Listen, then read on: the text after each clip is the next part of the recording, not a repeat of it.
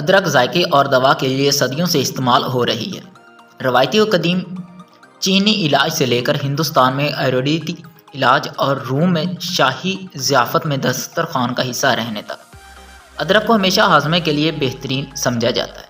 بد ہضمی، پیٹ میں درد، سانس میں تکلیف، قبض اور اسہال، ان تمام امراض کے لیے جو ادویات بنتی تھیں ان میں ادرک کا استعمال رہا ہے۔ علاوہ ازیں نسوانی امراض میں بھی اس کا استعمال مفید سمجھا جاتا ہے۔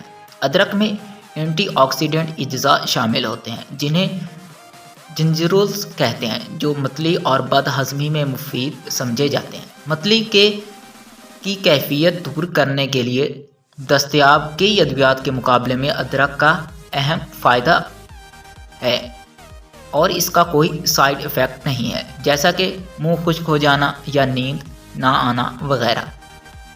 تحقیق نے ظاہر کیا ہے کہ ادرک مختلف مسائل کی وجہ سے متلی کی کیفیت سے نمٹ سکتی ہے، جیسا کہ زیر خوردنی، بے چینی، حمل بعد ازاں آپریشن یا روایتی دواؤں کے سائیڈ ایفیکٹ کی وجہ سے طبیعت کی خرابی جیسا کہ کیمیوتھراپی۔ اسی طرح ادرک بد ہضمی، ابھارے، گیس اور مرور کو ختم کرنے میں بھی مددگار ہے۔ علاوہ ازیں جوڑوں کے درد، ورم اور پٹھوں کی تکلیف میں بھی کارگر ہے۔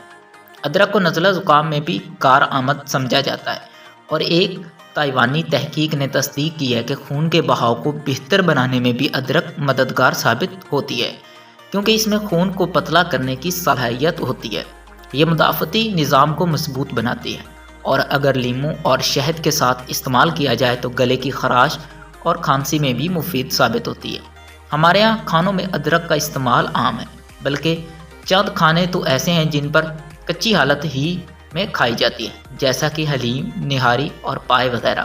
علاوہ ازیں ادرک کی چائے کا استعمال گلے کے امراض سے محفوظ رکھتا ہے۔